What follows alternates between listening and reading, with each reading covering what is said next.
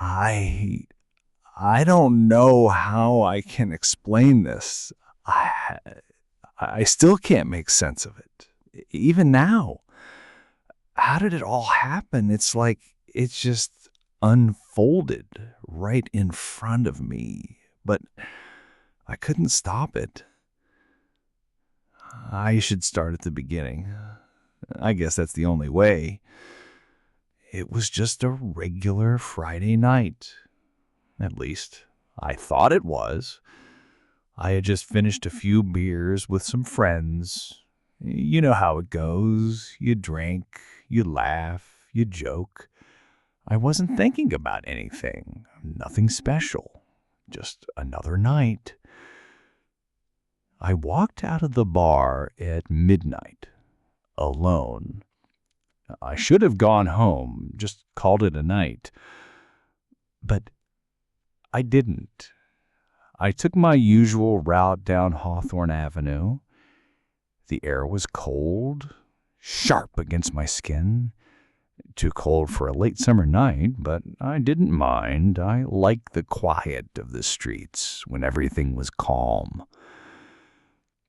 But something was different. I couldn't place it at first, but the world felt off. The air, it was too still. The streetlights flickered, almost as if they were breathing, like the city itself was trying to whisper something to me. I didn't understand it then, but I do now. I should have left, but I didn't. And that's when I saw him. I, I'm not sure how long I stood there staring at him. It felt like a lifetime. He was just sitting there, under the flickering streetlight. He wasn't doing anything, just watching. I don't know why I didn't just keep walking. Maybe I thought it was just some random guy. Maybe I was tired. I don't know. I kept walking.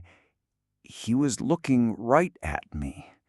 His eyes, God, his eyes, they were wide, way too wide. They didn't blink. They didn't even move. I froze. I couldn't look away. I don't know how long I stood there, but when I finally managed to take another step, he spoke. His voice, it wasn't normal. It didn't sound like anything I'd ever heard before. It was calm, but too calm, too intimate. "You're Jake, right?" I, I stopped. I didn't know what to do. How did he know my name? I'd never seen him before in my life. "Who are you?" I managed to ask. My voice barely left my mouth. I don't even know how I said it. And then he smiled. I'll never forget that smile. It was wrong. Too wide. Too much. Like it stretched across his entire face. "Do you want something, Jake?" he asked, his voice like velvet, too soft, too smooth, like he was offering me something I couldn't resist. I didn't understand. What did he mean? What could he possibly want from me? And yet I couldn't stop myself from speaking. What are you offering? My voice, I could barely hear it. I thought I heard him chuckle. Just a slight sound.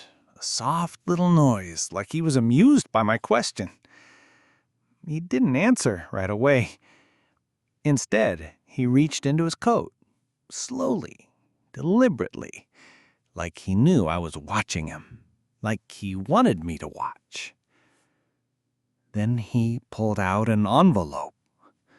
It was old, like ancient. It looked like it had been in someone's hands for I don't know how long. The paper was yellowed, cracked in places. It looked fragile, like it would disintegrate if I touched it too much. He handed it to me. I didn't know why I took it. I don't even remember grabbing it, but somehow it was in my hands. The second I touched it, something shifted.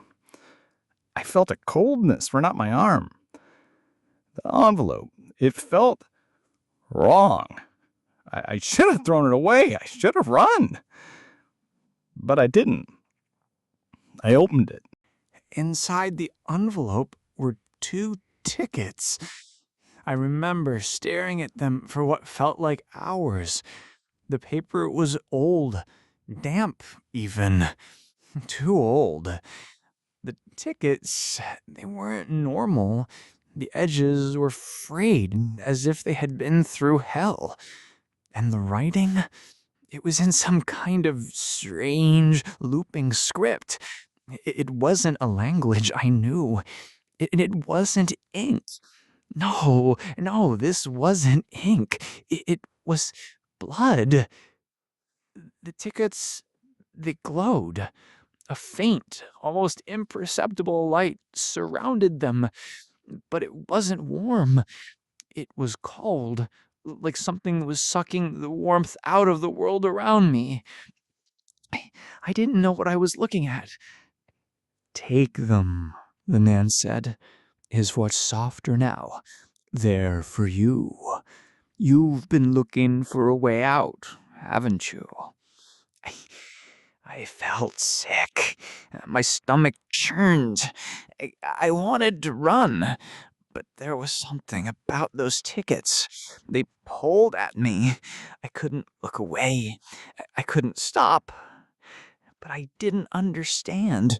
What did he mean, a way out? A way out of what? I tried to speak. My mouth was dry. I couldn't form words. He stepped closer. Too close. Too close. I could feel his breath. He was cold. Too cold. And I could see something behind his eyes. Something dark. You've always wanted to escape, Jake, he whispered. You've been looking for it, haven't you? A way to leave this world behind. A way to find peace. To go somewhere better. I didn't know what he was talking about. I didn't know what he meant by peace. I didn't ask for this. I never wanted it. And yet, his voice was so convincing. It felt like it was seeping into my head. I don't want them, I said, finally finding my voice. I tried to push the tickets back toward him, but I couldn't. The man just smiled. That same twisted, too wide smile. You will, he said. Trust me, you will. I didn't know why I did it, but I took the tickets. I held them in my hands, and the moment I touched them, everything changed. The world, it went cold, deadly cold. I felt like I was losing myself, like the ground beneath me was slipping away. I looked around. The street was wrong. The air was thicker now, like I was suffocating. The world was cracking, splitting apart. I tried to scream, but my voice, it faded away. My body felt heavy, like it was sinking into the pavement. And the man, he was still there, watching me. His smile never faded. "You've made your choice," he whispered. "There's no going back now, Jake."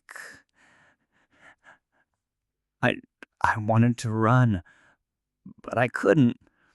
The tickets, they pulled me forward into the darkness. I I thought I was going to die. I don't know what happened next. I don't know how to explain it, but everything changed in an instant. One moment I was standing on the street, the next I was falling. No, not falling, I was floating. I couldn't feel my legs, I couldn't feel my hands, I couldn't feel anything. Everything around me was black, just black. No light, no sound. I tried to scream, but there was no sound. There was nothing. And then I heard it. That voice. Jake. It was whispering, but it was so close. Too close. Jake. I couldn't see where it was coming from. It was everywhere, in my head, in my ears. And that's when I saw it. A shape, a figure, hovering in the darkness. But it wasn't human. No, it was something else. Something bigger.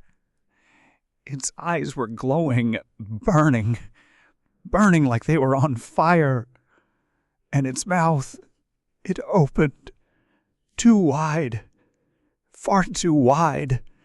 Jagged teeth lined the inside. It was coming from me. I couldn't move. I couldn't scream. I couldn't do anything. I don't know how long I was trapped in that place. It felt like hours, days, maybe even weeks.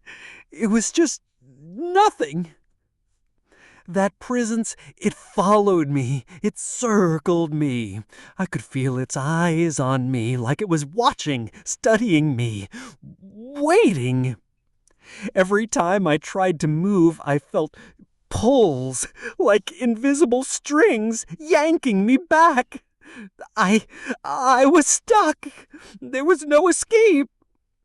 The creature, I could feel it drawing closer, but I couldn't escape. Jake.